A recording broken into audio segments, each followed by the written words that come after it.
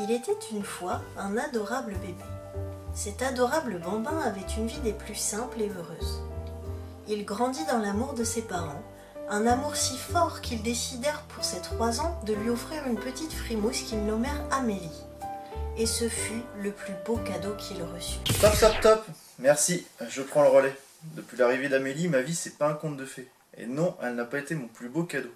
Mes plus beaux cadeaux, ça a été mon cerf en plus que le Père Noël est venu récupérer parce que j'avais pas été sage, et mon lot de chaussettes Marvel offert par Julien. Je vais donc vous raconter la vérité sur mes 27 ans de relation avec Amélie.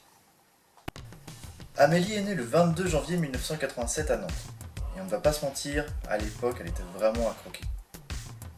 Mais elle était déjà gourmande, collante, une vraie princesse. Cette petite peste a grandi et est restée toute mignonne. Et ça n'a pas dû plaire à papa et à maman, alors ils l'ont mal habillée et coiffée comme Mireille Mathieu. Pour les plus jeunes, Mireille Mathieu ça donne ça.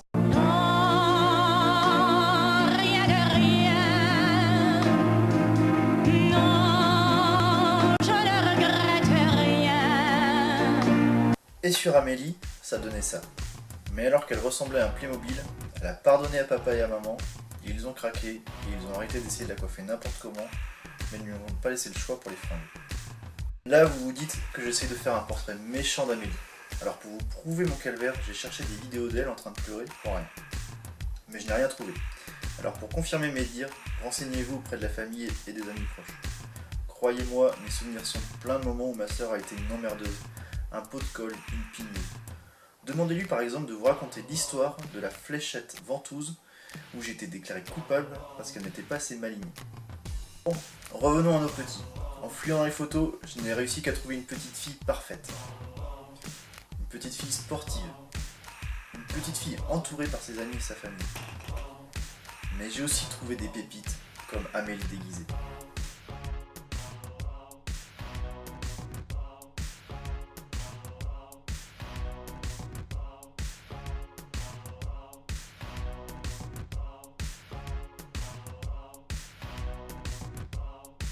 Ou même une Amélie en mode grimace. Dans le domaine, c'est une experte. Mais ce que j'ai trouvé de plus incroyable dans ces photos, c'est qu'en plus de rester mignonne en grandissant, et de toujours avoir été collée à moi, je me suis aperçu que je n'avais jamais pris le temps de lui dire que j'étais là, s'il fallait la porter à bout de bras. Que j'aimais bien parfois les petits moments de complicité. Mais surtout, que j'étais fier de ses choix de vie. Et d'avoir fait de moi, non pas un grand frère méchant comme aujourd'hui, mais je l'espère, un super tonton. Donc oui, ma vie n'est pas un conte de fées, mais merci pour tout ça. Je t'aime.